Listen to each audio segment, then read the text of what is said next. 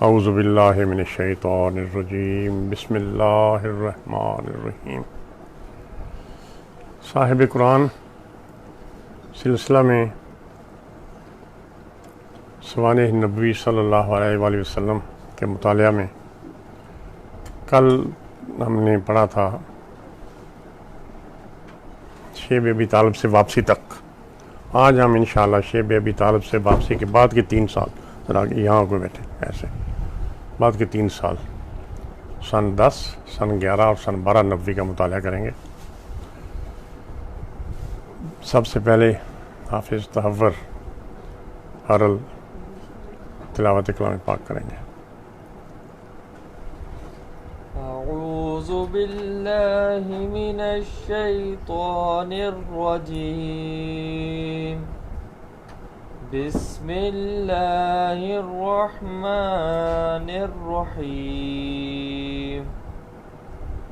ألم نشرح لك صدرك ووضعنا عنك وزرك الذي أنقض ظهرك ورفعنا لك ذكرك فإن مع العسر يسرا إن مع العسر يسرا فإذا فرغت فانصب وإلى ربك فارغب صدق اللہ العظیم۔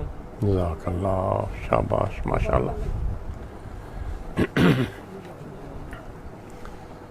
جب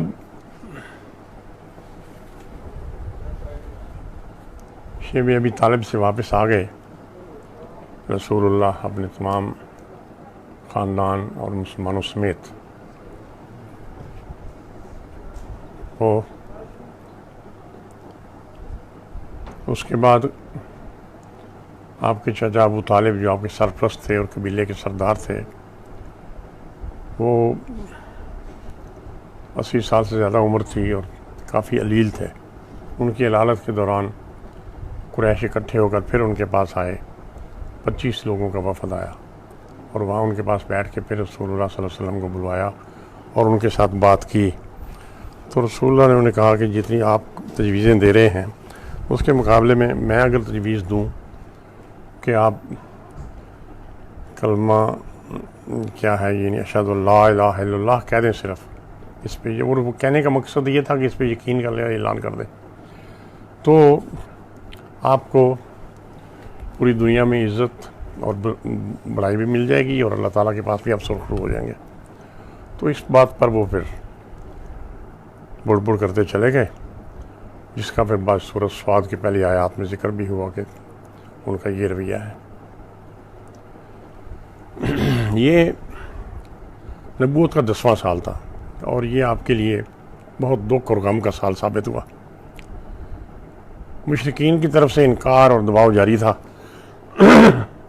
ابو طالب مسلسل بیمار رہنے لگے اور ان کی صحت گرتی چلی گئی، حتیٰ کہ محصوری سے واپسی کے 6 ماہ کے بعد رجب سن 10 نبی میں وفات پا گئے۔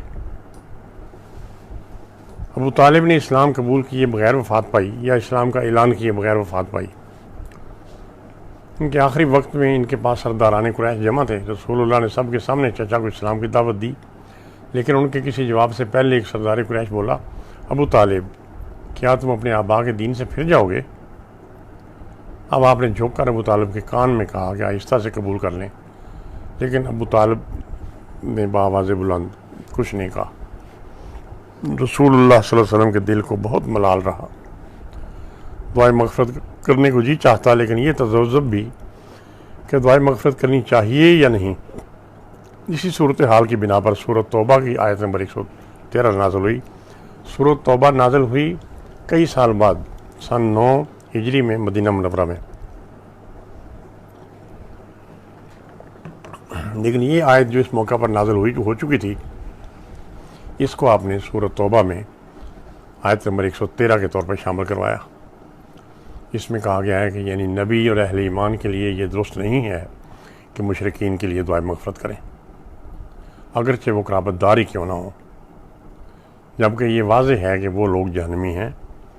اور پھر سورۃ قصص کی یہ آیت نمبر 56 میں نازل ہوئی، جس میں کہا گیا کہ اپنے پیاروں کی ہدایت آپ کے اختیار میں نہیں ہے۔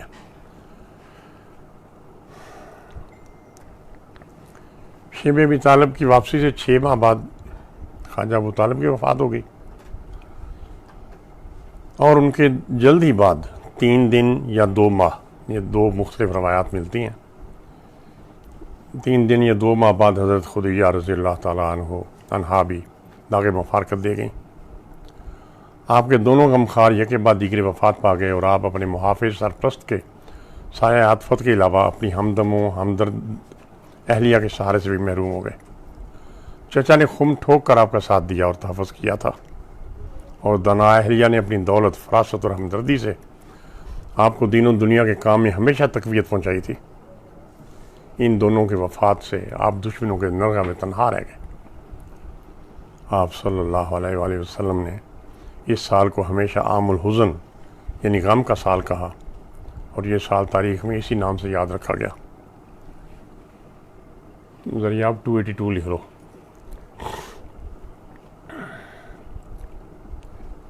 ابو طالب کے بعد قبیلہ کی قیادت ابو لہب کے ہاتھ میں آ گئی، جو اسلام اور پیغمبر اسلام کا سخت دشمن تھا۔ اس نے قیادت سنبھالتے ہی آپ کو طرد کر دیا، جس سے قبیلہ کی حمایت طرد شروع میں نے وضاحت کی تھی کہ عرب کے قبائلی نظام میں یہ تھا کہ وہ جس کی لا تعلقی کا اظہار کر دیتے اپنے قبیلے کے رکن سے، تو وہ اس کا یعنی یکا تنہا ہو جاتا، اور جس کا جی چاہے اس کو جو چاہے تکلیف پہنچا لے، پکڑ لے، مار دے، کیونکہ قبیلے کی تحفظ ختم ہو جاتا تھا، قبیلہ اس کا انتقام لینے سے بری ہو چکا ہوتا تھا۔ ابو لہب نے قیادت سنبھالتے ہی آپ کو طرد کر دیا، جس سے قبیلہ کی حمایت اور پشت پناہی ختم ہو گئی۔ مشرکین کی ہمت و جسارت اور بڑھتی گئی، اور وہ کھل کر آپ کو اذیت پہنچانے لگے۔ ایک دفعہ تو حد ہو گئی، قریش کی ایک احمق نے آپ صلی اللہ علیہ وآلہ وسلم کے سر پر مٹی ڈال دی۔ آپ اسی حالت میں گھر پہنچے تو دیکھ کر دونوں بیٹیاں ام کلثوم اور فاطمہ بے قرار ہو گئیں۔ بڑی دونوں بیٹیوں کی شادی ہو چکی تھی، جو زینب حضرت خدیجہ کے بھانجے کے ساتھ شادی ہو چکی تھی ان کی، اور رقیہ کی شادی ابو لہب نے جب اپنے بیٹے سے رشتہ ختم کیا تو حضرت عثمان بن عفان سے ہو چکی تھی۔ تو یہ دونوں بیٹیاں کنواری گھر میں تھیں، ام کلثوم اور فاطمہ بے قرار ہو گئیں۔ اچھا، والدہ موجود نہیں تھی، اور روتے ہوئے آپ کا سر دھونے لگیں۔ ایک سر میں پانی ڈالتی جاتی اور دوسری دھوتی جاتی تھی۔ آپ ان کو تسلی دیتے کہ اللہ تعالیٰ تمہارے باپ کی حفاظت کرے گا۔ اس موقع پر آپ نے فرمایا کہ جب تک ابو طالب زندہ رہے، قریش نے مجھے کوئی ایسی اذیت نہیں دی جو مجھے ناگوار گزری ہو۔ آپ صلی اللہ علیہ وسلم قریش مکہ سے مایوس اور ان کے رویہ سے دل برداشتہ ہو چکے تھے۔ اوپر سے چچا ابو لہب نے بنو ہاشم کا سردار بننے کے بعد آپ کو طرد کر دیا۔ جیسا میں نے بتایا کہ مکہ کے قبائلی نظام میں اگر کوئی فرد قبیلہ کے قواعد و قوانین کی خلاف ورزی کرتا تو اسے طرد کر دیا جاتا، یعنی قبیلہ بدر کر دیا جاتا، اور وہ قبیلے کی حمایت، تحفظ اور سرپرستی سے محروم ہو جاتا، اور اسے کوئی بھی غلام بنا سکتا تھا یا قتل کر سکتا تھا۔ ایسی صورت میں کسی کے پناہ کے بغیر کوئی بندہ زندہ نہیں رہ سکتا تھا۔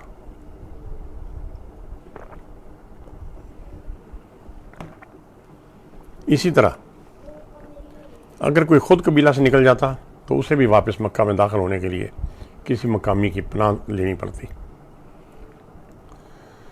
یعنی ابو لہب کے اس عمل نے رسول کریم صلی اللہ علیہ وسلم کو بالکل ہر قسم کی حفاظت سے محروم کر دیا۔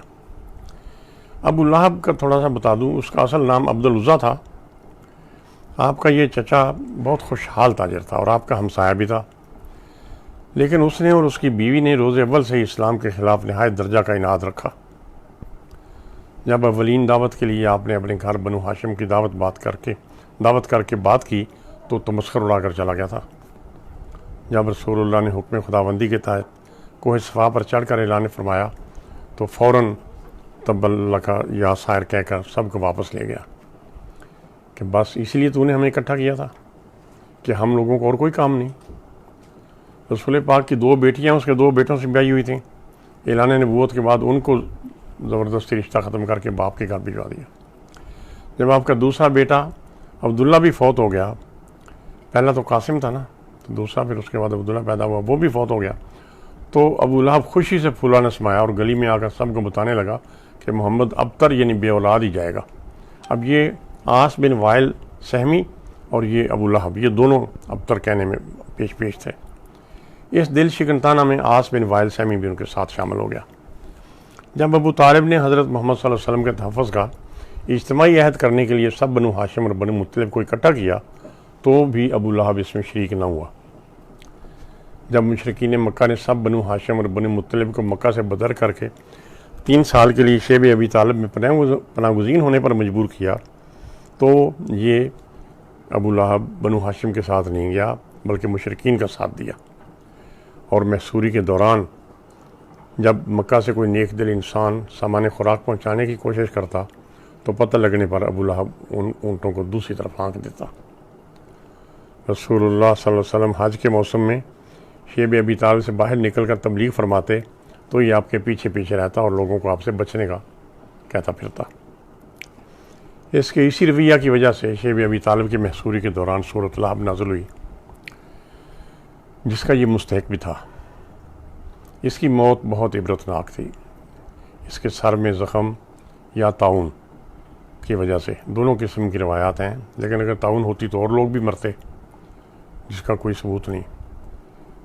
کہا جاتا ہے کہ جنگ بدر کی خبر جس بندے نے آگے سنائی، شکست کی، اس کو اس کا جھگڑا ہو گیا تو اس نے اس کے سر میں کچھ چیز ماری تو اس کا زخم ہوا۔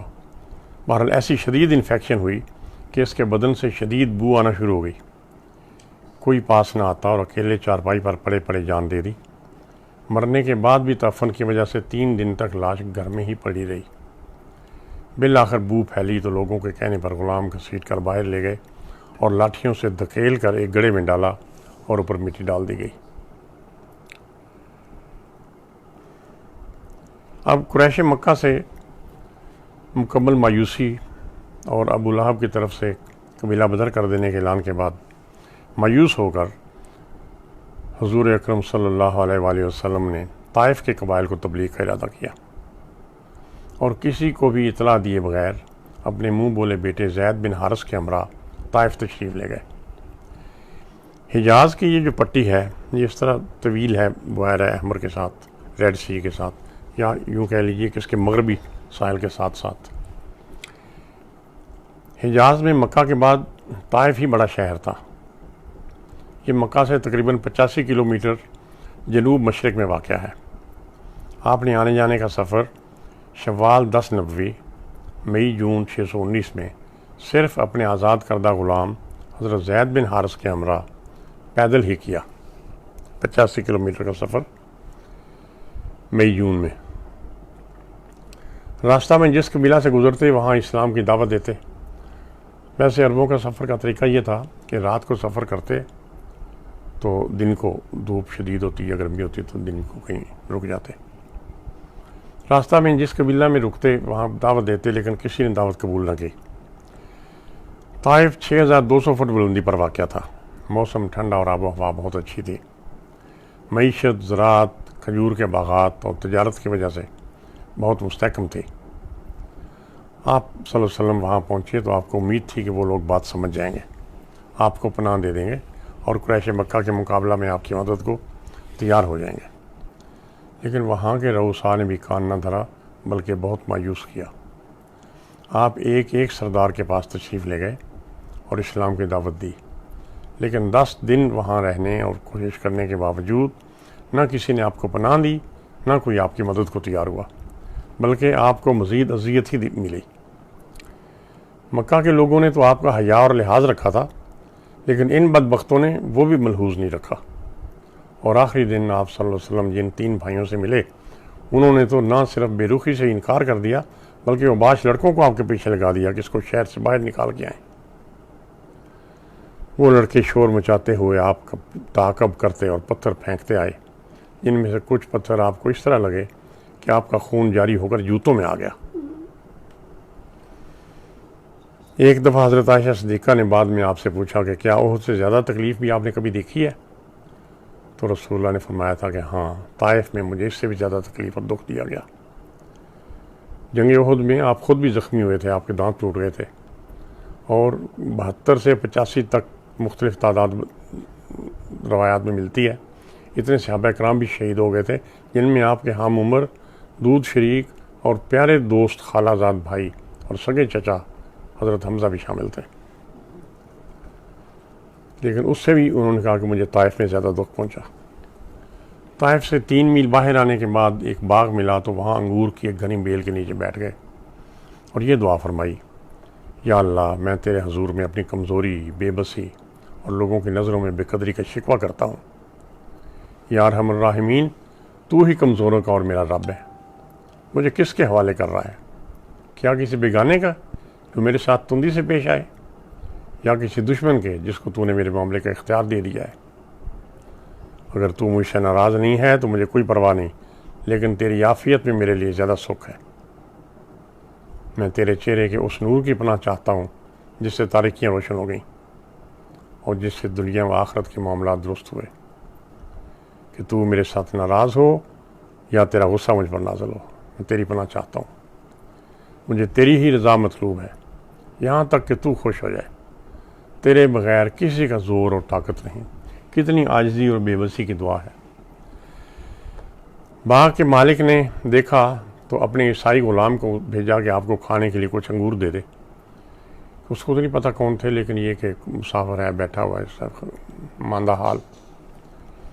اسی غلام نے آپ کے ہاتھ منہ اور پاؤں دھلوائے اور آپ کی باتوں کو غور سے سنتا رہا۔ جب انگور کھانے سے پہلے آپ نے بسم اللہ الرحمن الرحیم کہا تو وہ بولا کہ اس علاقے میں تو یہ جملہ نہیں بولتے۔ آپ کے پوچھنے پر اس نے بتایا کہ آپ نے پوچھا نا کہ آپ کہاں کے ہو، تو اس نے بتایا کہ میں عیسائی ہوں اور نینوا کا باشندہ ہوں، عراق میں، جہاں پہ پیغمبر آتے رہے ہیں۔ حضرت یونس بھی وہیں آئے۔ رسول اللہ صلی اللہ علیہ وسلم نے فرمایا، وہ تو یونس بن متی کا شہر ہے، حضرت یونس علیہ السلام، وہ میرا بھائی اور اللہ کا نبی تھا، میں بھی اللہ کا نبی ہوں۔ اس پر عداس نے آپ کے سر اور ہاتھ پاؤں کا بوسہ لیا۔ جب آپ طائف سے واپس آئے تو مکہ میں داخلہ سے پہلے، اب نخلا میں نے آپ کو بتایا تھا کہ مکہ سے جنوب کی طرف ایک چوک سا بنتا ہے رستوں کا، وہاں کدھر بھی جانا ہو پہلے آپ نخلا پہنچتے ہیں، وہاں سے آپ ادھر رخ لیتے ہیں۔ تو وہاں نخلا کی آبادی میں چند روز قیام کیا آپ نے، اور وہاں قیام کے دوران جنات کا ایک گروہ آپ کے پاس حاضر ہوا جس نے اسلام قبول کیا، اور اس کا ذکر سورۃ جن اور سورہ احقاف میں ہے۔ مکہ میں داخل ہونے سے پہلے آپ غار حرا کے قریب رک گئے اور وہاں سے کسی کے ہاتھ مکی سردار اخنس بن شریک کی طرف پیغام بھیجا۔ جب اس نے انکار کر دیا تو سہیل بن عمر کے پاس پیغام بھیجا پناہ کے لیے، اس نے بھی معذرت کر لی، تو متم بن عدی کو پناہ کے لیے پیغام بھیجا۔ یعنی ایک کے بعد دیگرے 3 سرداروں کو پیغام بھیجے، 2 نے انکار کر دیا، تیسرے متم بن عدی نے۔ یہ متم بن عدی وہی ہے جس نے شیب ابی طالب کی محصوری ختم کرنے کے لیے کوشش کی تھی۔ کل میں نے بتایا تھا کہ کچھ لوگوں نے، جن میں متم بن عدی بھی شامل تھا۔ اس نے آپ کو پناہ دینے کا اعلان کر دیا اور اپنے بیٹوں سمیت مسلح ہو کر کعبہ کے پاس آپ کے استقبال کے لیے کھڑا ہو گیا۔ اس طرح آپ متم بن عدی کی حفاظت میں مکہ واپس ہوئے۔ دیکھیے نا، اس بندے نے ویسے جب پناہ دی تو کیسے شاندار طریقے سے دی کہ بیٹوں سمیت مسلح ہو کر کعبہ کے پاس کھڑا ہو گیا آپ کے انتظار میں۔ آپ رسول اللہ صلی اللہ علیہ وسلم اس کی وفات تک اسی کی پناہ کی وجہ سے محفوظ اور مامون رہے۔ حضرت ابوبکر کے ساتھ بھی ایسی صورت پیش آئی۔ جب وہ مایوس ہو کر حبشہ کی طرف ہجرت کو نکل پڑے تو انہیں بھی ایک صاحب ابن الدانہ نے اپنی پناہ میں لے لیا اور واپس مکہ میں لے آیا تھا۔ وہ بھی ابن الدانہ کی پناہ میں ہی مکہ میں ہجرت سے پہلے تک مقیم رہے۔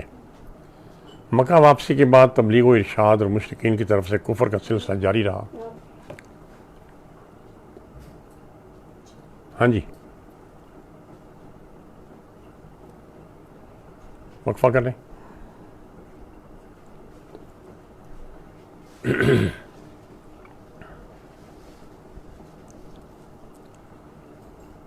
طائف سے مکہ واپس آنے کے بعد آپ نے تبلیغ و ارشاد اور مشرکین نے کفر اور انکار کا رویہ جاری رکھا۔ البتہ خاص توجہ مکہ سے باہر کے قبائل پر مرکوز ہوتی گئی، کیونکہ یہ لوگ تو اب نہیں کسی طرح بات مان رہے، تو جو قبائل باہر سے آتے تھے زیارت کعبہ کے لیے ان سے ملاقات کرتے اور تبلیغ کرتے۔ فتح کے بعد کا طویل محاصرہ ناکام ہوا۔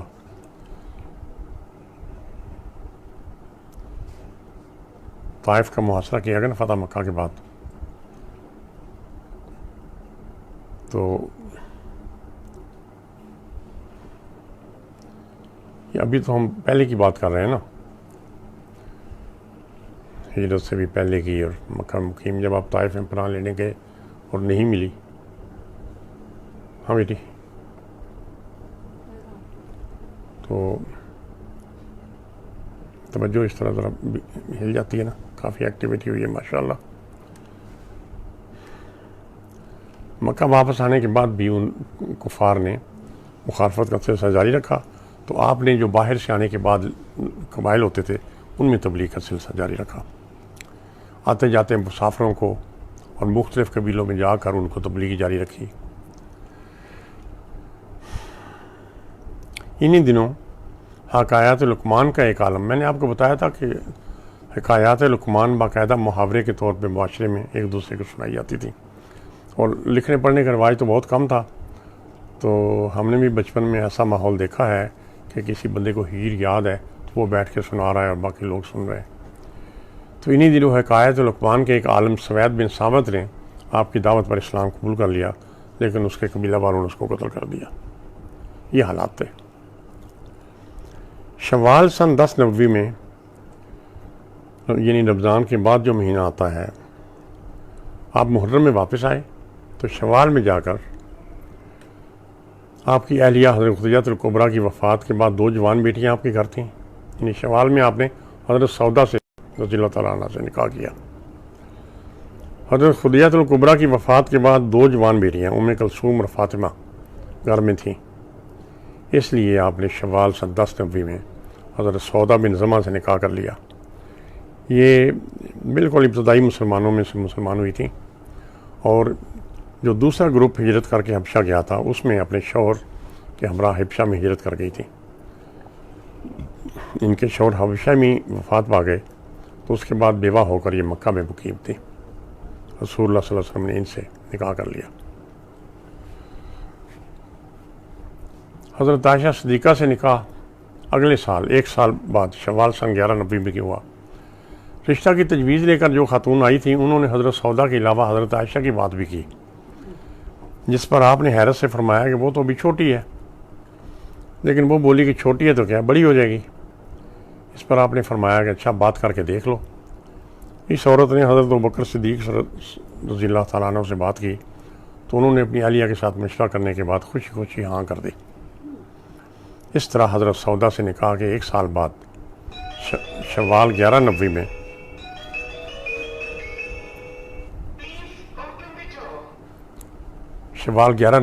حضرت عائشہ کے ساتھ بھی آپ کا نکاح کر دیا گیا۔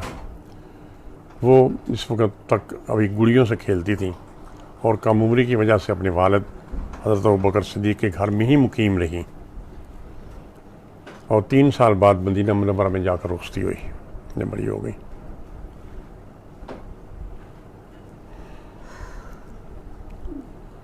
اب نزول قرآن کا 6واں مکی دور جو سن 10 نبوی 11 نبوی اور 12 نبوی کے دوران یہ 11 صورتیں نازل ہوئیں۔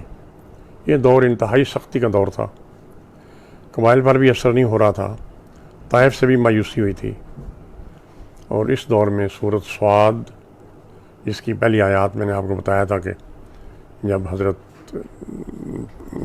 رسول اللہ صلی اللہ علیہ وسلم کے ساتھ ابو طالب کی بیماری کے دوران مذاکرات ہوئے تو وہ واپس گئے، تو اس وقت ابتدائی آیات نازل ہوئیں سورۃ صاد کی، بعد میں یہ ساری صورت نازل ہوئی۔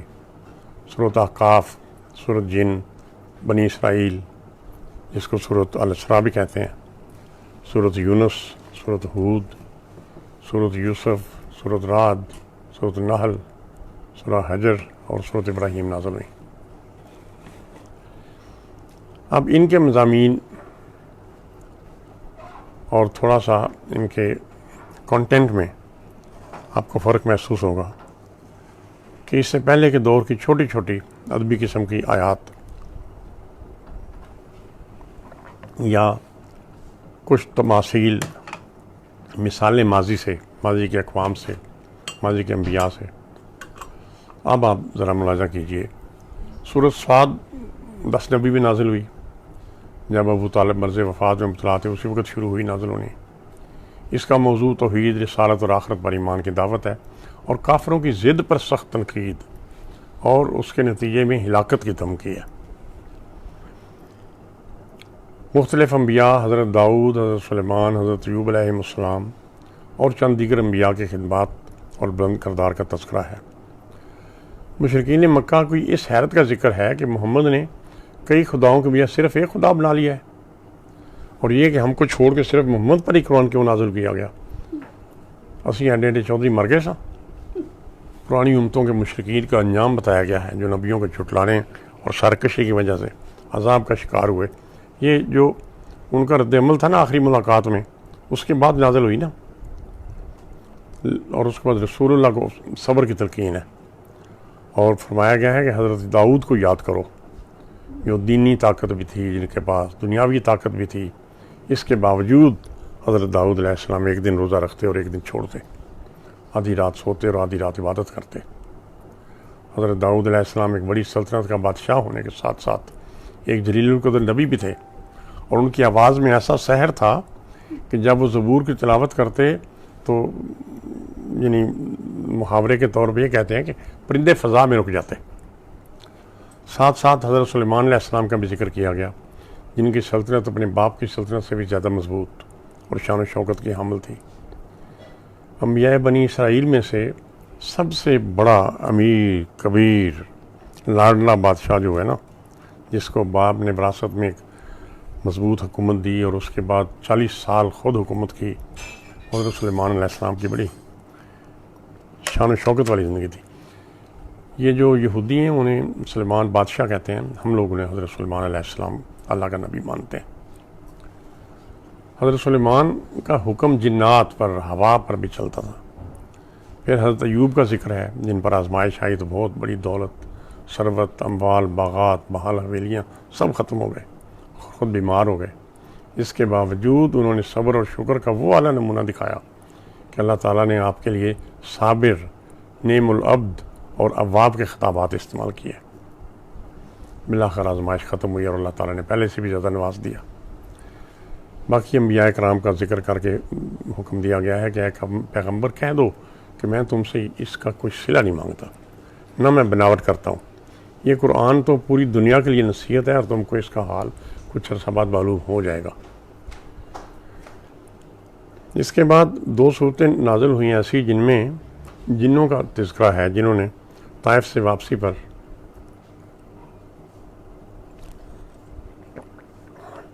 رستہ میں قیام کے دوران آپ کی خدمت میں حاضری دی اور اسلام قبول کیا تھا.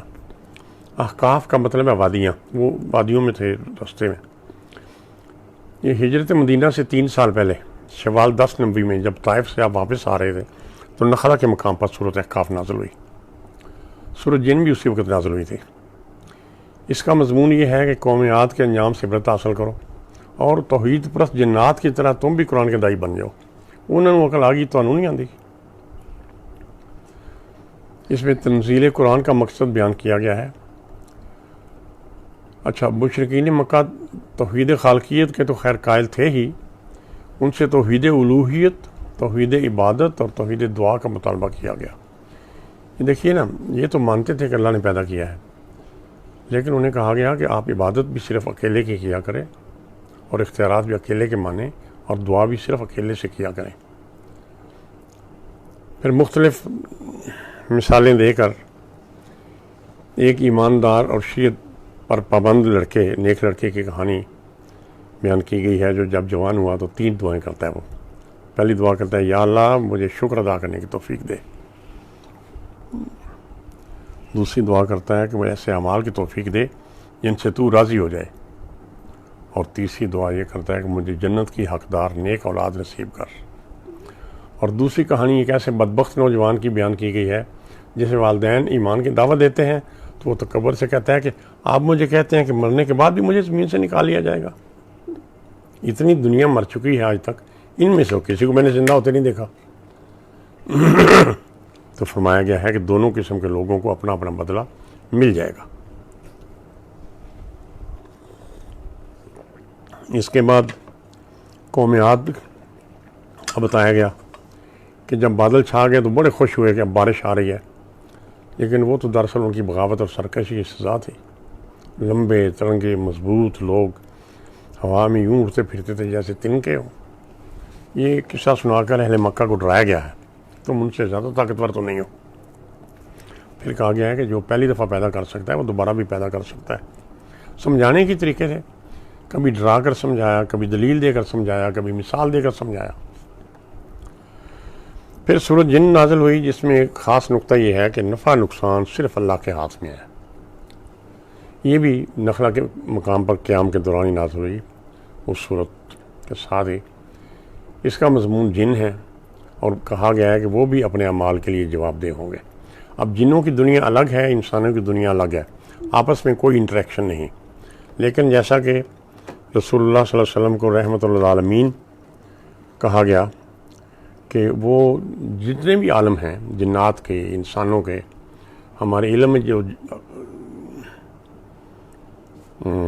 کیا عالم ہے یا جو ابھی ہمارے علم میں نہیں آئے، سب کے لیے رحمت تھے، سب کے لیے نبی تھے۔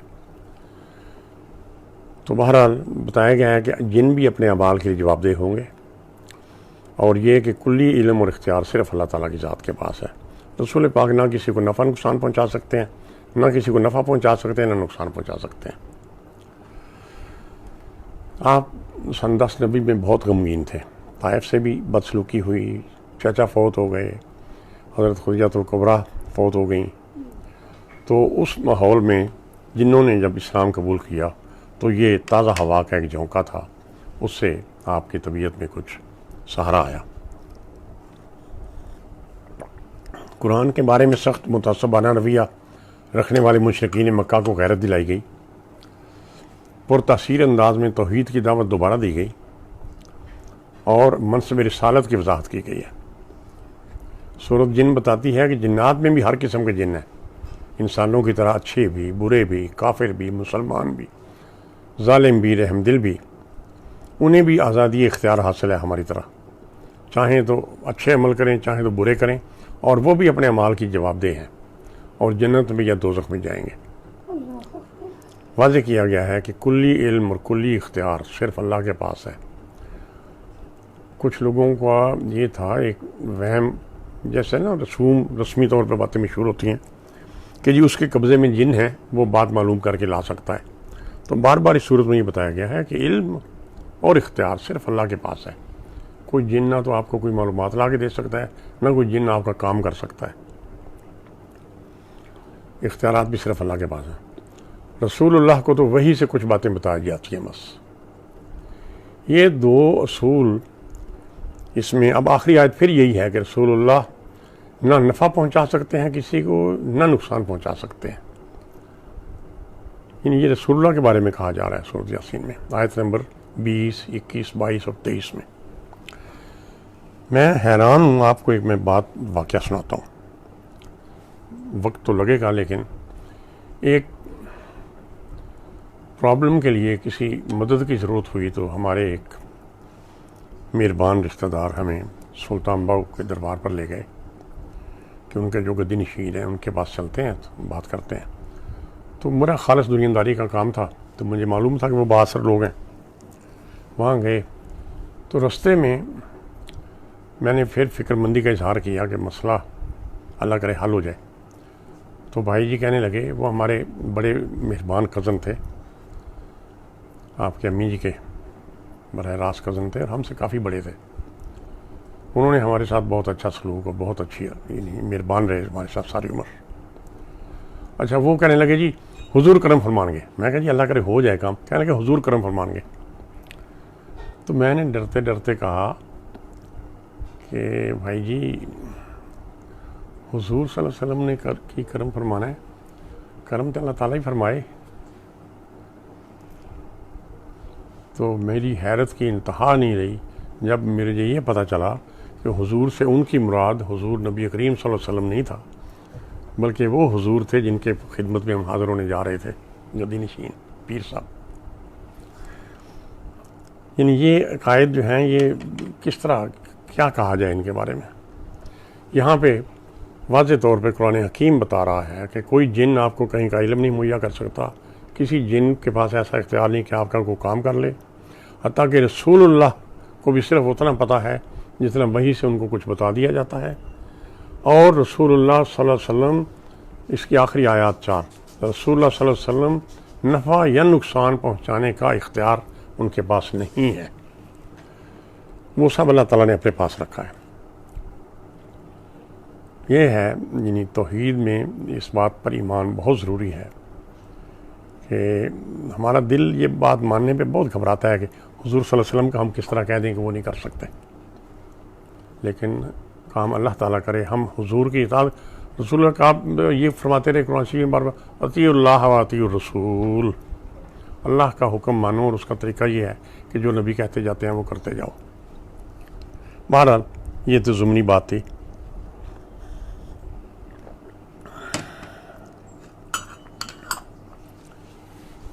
اچھا، یثرب میں اسلام کا پیغام۔ اب یہ وہ حالات آپ کو اچھی طرح سمجھ آ گئے ہوں گے، میں نے ذرا قدر تفصیل سے ہی بتایا ہے۔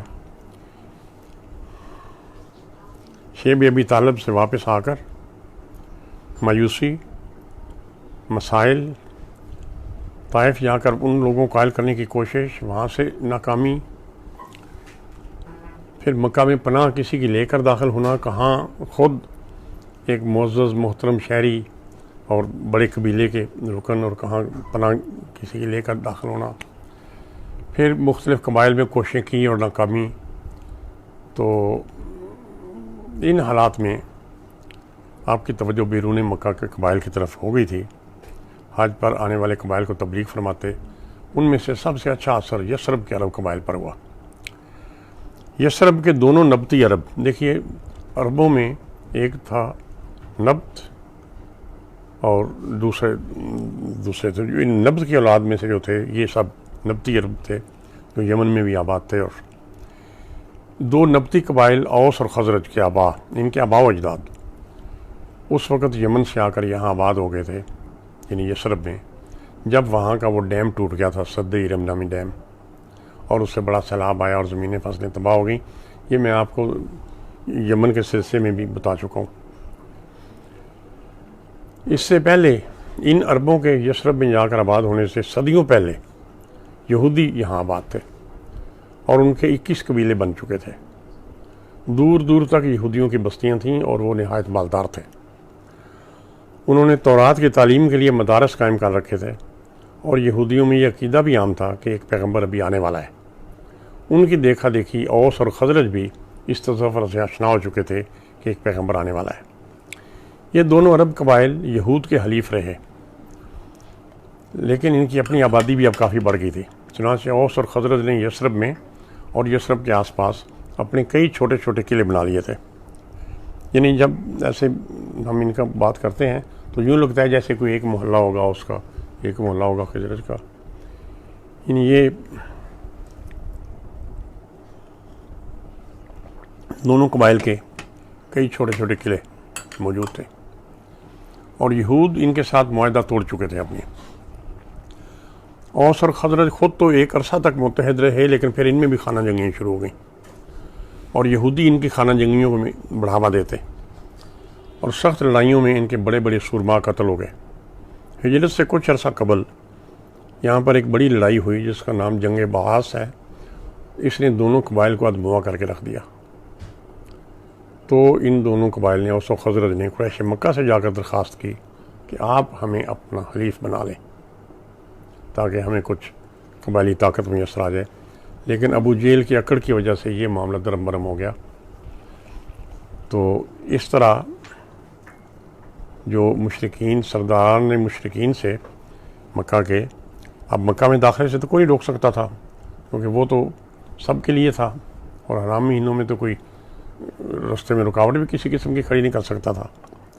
تو یہ جاتے تھے، لیکن ان کے یعنی اس حلیف بننے کے معاہدے سے جب سرداران نے ابو جہل کے کہنے پر انکار کر دیا تو اس کے بعد یہ ان سے بدظن ہو گئے اور ان کے کو قلبی تعلق زیادہ نہیں رہا۔ رسول اللہ صلی اللہ علیہ وسلم کا معمول یہ تھا، دیکھیے یہ ہم رسول اللہ صلی اللہ علیہ وسلم کی زندگی کے ساتھ ساتھ نزول قرآن کی تاریخ پڑھ رہے ہیں، تو اس لیے اسی اینگل سے یہ کوئی فقہ کا سبق یا تفسیر قرآن تو نہیں نا سبق ہو رہا، اسی انداز میں اس کو دیکھیں۔ آپ کا معمول تھا کہ میلوں اور حج کے موقع پر آپ زائرین کے خیموں میں جا کر دعوت اسلام دیا کرتے، جہاں جہاں لوگ اپنے خیمے لگا کے رکتے ان کے پاس جاتے، ملاقاتیں کرتے۔ سن 1190 میں حج جون کے مہینے میں تھا۔ مینا کا مکہ سے قریب ترین مقام عقبہ ہے، یعنی مینا کی طرف جائیں نا تو سب سے پہلے عقبہ ایک جگہ آتی ہے۔ اس سال عقبہ کے مقام پر یثرب کے قبیلہ خزرج کے 6 افراد خود آ کر آپ سے ملے، کیونکہ رسول اللہ کی پیغام یا تعلیم تو پہنچ چکی تھی، خبر پہنچ چکی تھی۔ عقبہ کے مقام پر آئے اور خزرج کے 6 افراد آ کر ملے۔ خزرج کا جہاں بھی ذکر آئے گا آپ ایک بات یاد رکھیں کہ ہاشم نے بھی خزرج میں شادی کی تھی، ان کے پردادا نے۔ رسول اللہ ان کے دادا نے عبد المطلب نے اپنی اور ان کے باپ کی شادی بھی خزرج میں کی تھی، یعنی حضرت حمزہ کے نانکے بھی وہیں یثرب کے خزرج میں، عبد المطلب کے نانکے بھی یثرب کے خزرج میں، رسول اللہ کے نانکے بھی یثرب کے خزرج میں۔ ان میں سے 6 لوگ آ کر آپ سے ملے۔ ان لوگوں نے آپ کے بارے میں سن رکھا تھا، اس لیے خوب دلچسپی سے آپ کی بات سنی، اور وہ یہ بھی بار بار سنتے تھے کہ ایک نبی تو اب آنا ہے۔ اسلام کا پیغام ان کے دل میں اثر کر گیا اور انہوں نے آپ کے ہاتھ پر اسلام قبول کر لیا۔ احکامات اور ارکان اسلام آپ سے سمجھے اور آپ کے ساتھ وعدہ کیا کہ وہ ان پر پابندی سے عمل پیرا رہیں گے۔ انہوں نے یہ بھی کہا کہ ہم لوگ آپس کی دشمنی سے تار تار ہو چکے ہیں، اب ہم واپس جا کر اپنے لوگوں کو آپ کا دین قبول کرنے کی دعوت دیں گے۔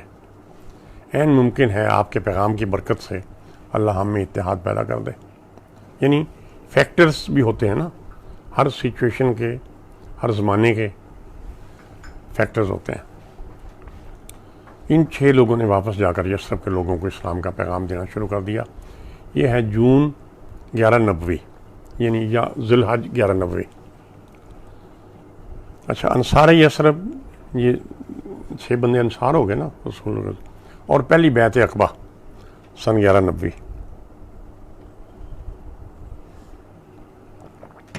یہ 621 عیسوی تھا۔ جو 6 لوگ گزشتہ موسم حج میں مسلمان ہوئے تھے، ان میں سے 5 لوگ اگلے سال پھر حج کے لیے آئے، تو ان کے ساتھ 7 اور لوگ بھی آئے، یعنی 5 وہی پہلے 6 میں سے اور 7 اور لوگ بھی آئے، جن میں سے 2 کا تعلق قبیلہ اوس سے تھا۔ خزرج کے 8 اور اوس کے 4، ان 12 لوگوں نے آپ کے دستے مبارک پر بیعت کی۔ اور کیا بیعت تھی، اس سے آپ کو اسلام کی تعلیمات کا بھی پتہ لگے گا۔ پہلی بات کہ ہم کسی کو بھی اللہ کا شریک نہیں بنائیں گے۔ دیکھیے اسلام کی یہ پہلا سبق توحید ہے، نہ علم میں، نہ اختیار میں، نہ مدد میں، نہ تخلیق میں، نہ یعنی نمبر 2 چوری نہیں کریں گے، نمبر 3 جنسی بے روی نہیں کریں گے، نمبر 4 اپنی نوزائیدہ اولاد کو قتل نہیں کریں گے۔ کچھ لوگ عربوں میں ایسے تھے جو اس کو اپنی غیرت کا مسئلہ بنا کر کہ کل کو کوئی ہمارا داماد نہ بنے جس کے سامنے ہمیں جھک کر رہنا پڑے، تو وہ بیٹیاں پیدا ہوتے ہی، ہر ایک تو نہیں ورنہ تو ان کی نسل ختم ہو چکی ہوتی، کوئی تو آپ نے ان سے بھی عہد لیا کہ اپنی نوزائیدہ اولاد کو قتل نہیں کریں گے۔ وہ دیکھیں نا سورۃ تکویر میں بھی آیا نا کہ جب قیامت کے یہ حالات ہوں گے تو اس وقت اس بچی سے پوچھا جائے گا کہ تمہیں کس جرم میں قتل کر دیا گیا۔ یعنی یہ آپ کے دل پر اس کا بڑا اثر تھا اس رواج کا۔ 5ویں بات، ایک دوسرے کے خلاف بہتان تراشی نہیں کریں گے۔ یہ اسلام کا حکم ہے جس پر آپ نے بیعت لی مسلمان ہونے والوں سے۔ 6ٹھی بات، ان میں سے کوئی بھی رسول اللہ کے حکم سے سرتابی نہیں کرے گا۔ آپ صلی اللہ علیہ وسلم نے فرمایا کہ اگر تم اس عہد کے پابند رہو گے تو تمہیں جنت ملے گی، اور اگر ان میں سے کوئی گناہ کرو گے تو اگر دنیا میں سزا مل گئی تو مل گئی، ورنہ یوم آخرت اللہ کی اپنی مرضی ہوگی کہ وہ سزا دے یا معاف کرے۔ اس بیت کو بیت عقبہ، عقبہ تو وہ جگہ ہے نا، تو بیت عقبہ عربی میں کہتے ہیں اولا، یعنی پہلی بیت عقبہ کہتے ہیں۔ اچھا، جب یہ لوگ واپس یثرب جانے لگے تو ان کے ساتھ آپ نے حضرت مصعب بن عمیر کو روانہ کر دیا کہ آپ انہیں جا کر قرآن پڑھائیں سب لوگوں کو، جو ان کو بھی، اور اسلامی احکام کی تعلیم دیں اور نماز کی امامت کریں۔ دیکھیے، ایک ٹیچر اور نماز کا امام رسول کریم صلی اللہ علیہ وسلم نے خود مقرر فرمایا نئی جگہ کے لیے۔ ان کے قیام کا انتظام وفد کے ایک رکن کے ہاں کیا گیا، وہ خزرج کا تھا۔ یہ تھا اسلام میں پہلا استاد اور امام نماز۔ حضرت مصعب کی تعلیم کا نہایت مثبت اثر ہوا۔ دیکھیے، اسلام میں تبلیغ کے لیے رسول اللہ صلی اللہ علیہ وسلم کو بار بار کہا گیا کہ اچھے الفاظ میں اور نرم رویے کے ساتھ اور دلیل کے ساتھ تبلیغ کرو۔ کچھ تو وہاں کے حالات کچھ دل نرم ہو چکے تھے، وہاں پہ زمین تیار تھی بیج پھٹنے کے لیے۔ کچھ حضرت مصعب کا تعلیم کا طریقہ ایسا اچھا تھا کہ ابتدائی دنوں میں قبیلہ اوس کے 2 بااثر سردار اسید اور سعد بن معاذ، یہ شروع میں حضرت عمر فاروق کی طرح تبلیغ کا راستہ روکنے لگے، لیکن حضرت مصعب کی گفتگو سے متاثر ہو کر مسلمان ہو گئے۔ غسل کر کے صاف کپڑے پہنے، کلمہ شہادت ادا کیا، اشہد اللہ الہ الا اللہ و اشہد ان محمد عبدہ و رسول، اور نماز پڑھی۔ پھر یہ دونوں اپنے قبیلے کے اجتماع میں گئے، اور سعد بن معاذ نے ایسی مؤثر گفتگو کی کہ سارا قبیلہ مسلمان ہو گیا۔ حضرت مصعب 11 ماہ تک یثرب میں رہے۔ اگلے ماہ حج پہ جب لوگ آئے تو ان کے ساتھ واپس آئے مکہ میں۔ اس دوران بہت سے لوگ مسلمان ہو گئے۔ اگلے موسم حج تک یہودیوں کے علاوہ یثرب کے تقریباً تمام لوگ مسلمان ہو چکے تھے۔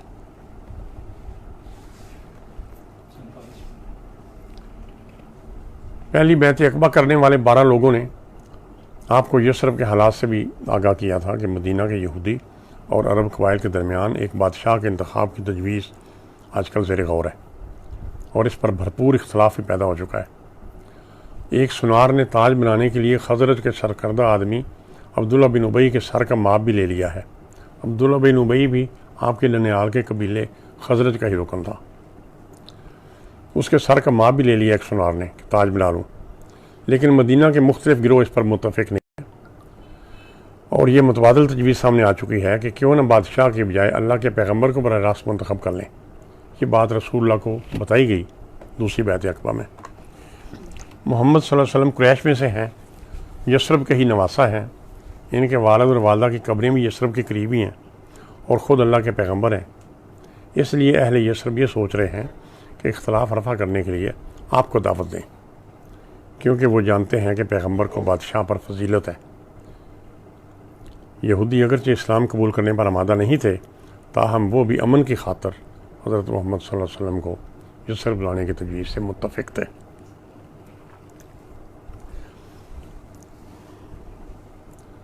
اب اس دوران معراج النبی کا واقعہ پیش آیا۔ پہلی بیعت عقبہ کے 7 ماہ بعد جب مخالفت اور سازشیں عروج پر تھیں تو رجب سن 1290 میں معراج النبی کا واقعہ پیش آیا، جو مایوسی کے اس دور میں بہت بڑی حوصلہ افزائی کا باعث تھا۔ کچھ سیرت نگار سن 10 ہجری میں معراج کا ذکر کرتے ہیں، لیکن سفر معراج کا ذکر پہلی دفعہ قرآن مجید کی سورت بنی اسرائیل میں کیا گیا ہے، اور یہ بنی اسرائیل کی پہلی آیت ہے، اور یہ سورت سن 1290 میں نازل ہوئی تھی۔ اس سے اندازہ ہوتا ہے کہ وہ محققین درست ہیں جن کے خیال میں معراج کا واقعہ سن 1290 میں پیش آیا۔ واللہ عالم بالصواب۔ سورت بنی اسرائیل کی پہلی آیت کے الفاظ یہ ہیں کہ سبحان الذی اسری بعبدہ، اور آگے آخر تک، یعنی پاک ہے وہ ذات جو راتوں رات اپنے بندے کو کچھ نشانیاں دکھانے کے لیے مسجد الحرام سے بابرکت ماحول والی مسجد اقصیٰ تک لے گئی۔ یہاں سے آپ کو یہ بھی اندازہ ہوگا کہ معراج کیا تھا، کہ راتوں رات آپ یروشلم وہ اتنا ہزار میل سے زیادہ دور وہاں گئے بھی، مسجد الاقصیٰ دیکھی، اس کے آس پاس کے ماحول کے ساری چیزیں دیکھی۔ اس موضوع پر قرآن حکیم میں اس ایک آیت کے علاوہ سورۃ نجم کی بھی، جو سورۃ نجم ہے قرآن حکیم کی 53 سورت ہے، 53 نمبر سورت، اس کی 8ویں آیت میں بھی کہا گیا ہے، یعنی آپ نے اللہ کی بڑی بڑی نشانیوں کو دیکھا۔ یہ آیت بھی سن 12 نبی میں نازل ہوئی تھی، جس سے یہ سمجھا گیا ہے کہ یہ بھی واقعہ معراج کے حوالے سے ہے۔ حضرت عائشہ صدیقہ رضی اللہ تعالیٰ عنہا اور ابن مسعود نے بھی بوضاحت کہا ہے کہ آپ نے اللہ کی ذات کو نہیں بلکہ اللہ کی بڑی بڑی نشانیوں کو دیکھا۔ قرآن شریف میں بھی یہی الفاظ ہیں۔ تو کچھ دوست کہیں کہتے ہیں نا کہ معراج میں آپ کی زیارت ہوئی، اللہ کی ملاقات ہوئی، تو ان دونوں نے کلیئر لکھا ہے کہ نہیں، بڑی بڑی نشانیوں کو دیکھا، اللہ کی ذات کو نہیں دیکھا۔ بہرحال معراج کی جو دیگر تفصیلات احادیث میں مروی ہیں، جن میں یہ بھی بیان ہوا ہے کہ معراج النبی کا واقعہ رجب 12 نبی میں پیش آیا، جس میں رسول اللہ کو راتوں رات مسجد اقصیٰ کی اور آسمانوں کی سیر کرائی گئی اور اللہ تعالیٰ کی قدرت کی نشانیاں دکھائی گئیں، لیکن اس کا کوئی ثبوت نہیں کہ معراج ماہ رجب میں ہی ہوا ہو۔ احادیث سے معلوم ہوتا ہے کہ معراج کے دوران ہی 5 نمازیں فرض ہوئیں۔ دیکھیں، معراج کے بارے میں قرآن میں صرف یہ آیت اللہ کی شان بیان ہوئی ہے کہ کیا شان ہے اس کی کہ جس نے اپنے بندے کے رات کی رات میں وہاں مسجد اقصیٰ اور ساری ایسی بابرکت ماحول کی نشانیاں دکھا دیں۔ باقی سب حدیثوں میں آئی ہیں باتیں، اور حدیثوں سے معلوم ہوتا ہے کہ معراج کے دوران ہی 5 نمازیں فرض ہوئیں۔ یہ روایت بھی ہے کہ سورۃ بقرہ کی آخری 2 آیات بھی اسی سفر کا تحفہ ہے۔ یہ جو حدیث کے متعلق روایات، جس میں معراج کے متعلق روایات آتی ہیں حدیثوں میں، ان کے مطابق خچر سے چھوٹا اور گدھے سے بڑا سفید رنگ کا ایک جانور لایا گیا جسے براق کہا گیا۔ براق یعنی چمکدار سفید، اور جس کا ایک ایک قدم حد نگاہ تک ہوتا، جہاں تک نظر جاتی وہاں تک اس کا ایک قدم پڑتا۔ اب یہ میں بتا رہا ہوں، آپ کی جو روایات آئی ہیں وہ بتا رہا ہوں۔ مسجد اقصیٰ میں پہنچ کر آپ نے نماز میں انبیاء کی امامت کرائی، اور اس جگہ کو اب تک مسجد اقصیٰ میں محفوظ کر دیا گیا ہے کہ جی یہاں رسول اللہ نے نماز پڑھائی تھی۔ وہاں سے روانہ ہوئے تو پہلے آسمان پر حضرت اعظم سے ملاقات ہوئی، یہ حدیث کی روایات ہیں، قرآن پاک کی نہیں۔ دوسرے آسمان پر حضرات یحییٰ اور عیسیٰ سے ملے، تیسرے آسمان پر حضرت یوسف سے، چوتھے آسمان پر حضرت ادریس علیہ السلام سے، 5ویں آسمان پر حضرت ہارون علیہ السلام، اور 6ٹھے آسمان پر حضرت موسیٰ علیہ السلام سے ملاقات ہوئی۔ اس کے بعد آپ کو 7ویں آسمان پر لے جایا گیا، جہاں ابو الانبیاء حضرت ابراہیم علیہ السلام ملے۔ پھر آپ کو اٹھا کر سدرۃ المنتہا، یعنی ایک بیری کا ایک درخت ہے، آخری حد تک جس سے آگے کوئی نہیں جا سکتا، اس کے قریب کر دیا گیا۔ جبریل نے بتایا کہ یہ آخری حد ہے، اور روایت ہے کہ وہاں 4 نہریں تھیں۔ سدرۃ المنتہا کے بارے میں علامہ سلیمان منصور پوری نے حضرت شاہ ولی اللہ کی یہ رائے نقل کی ہے، یہ دونوں بھی اب رائے ہیں کہ سدرۃ المنتہا سے مراد درخت عالم ہے، یعنی کوئی بیری کا درخت نہیں ہے۔ باہر لگے ان کی تفصیل ہے کہ وہ جو نہریں تھیں ان میں یہ تھا۔ میں آپ کو یہی بتانا چاہ رہا ہوں دوبارہ کہ سب اس بات پر متفق ہیں کہ معراج جسمانی تھی، اور یہی وجہ ہے کہ اللہ تعالیٰ نے معراج کا ذکر کرنے سے پہلے آیت شروع اس طرح کی کہ سبحان الذی اسریٰ بعبدہ۔ جو لوگ یہ کہتے ہیں کہ آپ کو خواب میں ہوا تھا، اس میں پھر سبحان کی کیا بات ہے؟ خواب تو میرے جیسوں کو بھی آ جاتے ہیں، آپ کو بھی آتے ہیں۔ تو وہ اللہ نے ایسی عجیب طریقے سے بیان کیا کہ سبحان الذی، کیا بات ہے اس اللہ کی جس نے اپنے بندے کو رات کی رات میں وہ ساری سیر کروا دی۔ یہ جسمانی طور پر رسول کریم صلی اللہ علیہ وسلم نے یہ سفر کیا۔ ٹھیک ہے، مشرکین کا انکار اور حضرت ابوبکر کی صدیق، اب ابوبکر کی تصدیق۔ صبح ہوئی تو سب سے پہلے ابو جہل کا سامنا ہوا۔ آپ صلی اللہ علیہ وسلم نے اسے بتایا تو وہ لوگوں کو اکٹھا کر کے لے آیا، تماشا بنا کے لے آیا۔ انہوں نے سن کر تعجب کا اظہار کیا اور کہا کہ کہ ہمیں بیت المقدس کے بارے میں تفصیل بتاؤ۔ آپ نے ہر ایک بات تفصیل سے بتا دی، اور جو لوگ بیت المقدس کو دیکھ چکے تھے انہوں نے تصدیق کر دی کہ ہاں ایسا ہی ہے۔ لیکن آپ کی معراج پر کسی نے یقین نہ کیا اور سب لوگ ہنستے اٹھ کر چلے گئے۔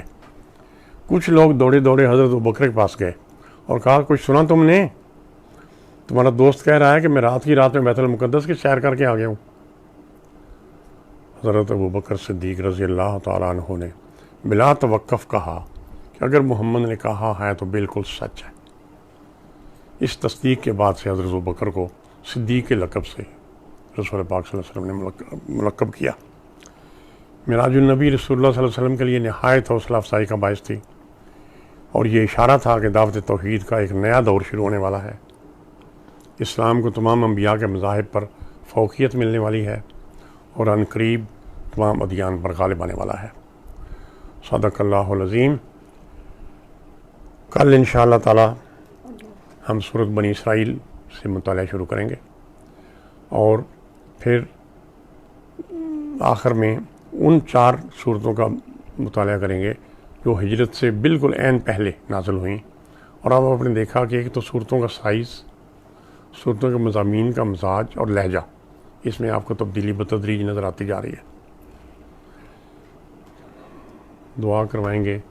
تحور کدھر ہے؟ سو گیا؟ اچھا چلو جی میں کراتا ہوں، آپ میرے ساتھ آ جاؤ۔ آؤ۔ ہاں میں کرتا ہوں، آپ آمین کہو، میرے ساتھ بیٹھو۔ الحمدللہ رب العالمین والعاقبۃ للمتقین والصلاۃ والسلام علی رسول علی نبی الکریم آمین۔ اللہم انت السلام ومنک السلام وإلیک یرجع السلام۔ یا اللہ، آپ کے ہاتھ میں سلامتی ہے اور ہم سلامتی کے لیے آپ کی خدمت میں رجوع کرتے ہیں۔ حینا ربنا بالسلام وارزقنا دار السلام۔ یا اللہ، ہمیں سلامتی کے ساتھ زندہ رکھنا، اور ہمارے گھروں کو، ہمارے شہر کو، ہمارے ملک کو، جہاں جہاں ہمارے درس میں، ہماری اس گفتگو میں شریک سارے دوست، احباب اور اولاد موجود ہیں، سب کو اپنی حفظ و امان میں رکھنا۔ آمین یا رب العالمین۔ ٹھیک ہے، آپ بھی کہو نا جی آمین۔ آمین۔